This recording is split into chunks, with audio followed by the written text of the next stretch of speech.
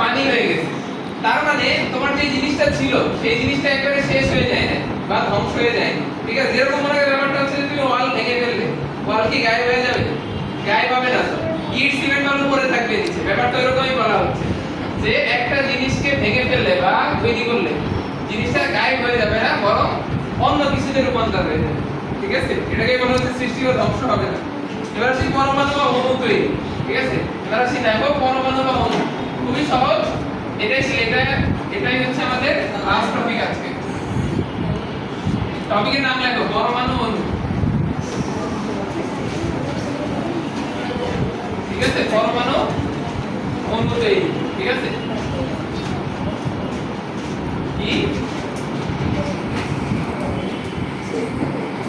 এত বলা হবে না, যা করে দিতেছি করো, সময় মতো হয়ে যাবে।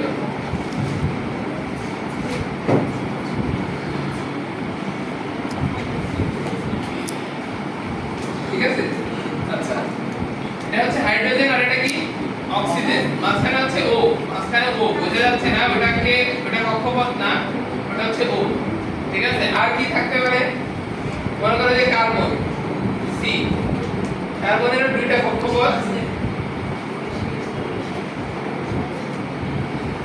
ঠিক আছে, তো আমরা পরমাণু কাকে বলতেছি? মৌলিক পদার্থকে ভাঙলে আমরা যে ক্ষুদ্রতম একক পাবো তাকে বলা হচ্ছে কি? পরমাণু। আচ্ছা, সূত্র মানে হচ্ছে, দেখো যে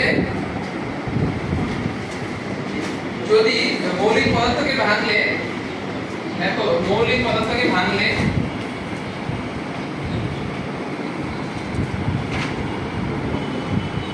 মৌলিক পদার্থকে ভাঙলে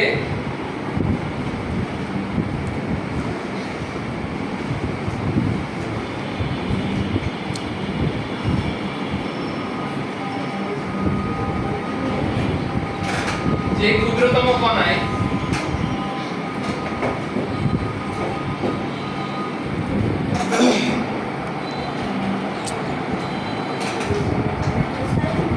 তার বৈশিষ্ট্য অক্ষুণ্ণ থাকে, যে ক্ষুদ্রতম কণায় তার বৈশিষ্ট্য অক্ষুণ্ণ থাকে তাকে বলা হয় পরমাণু।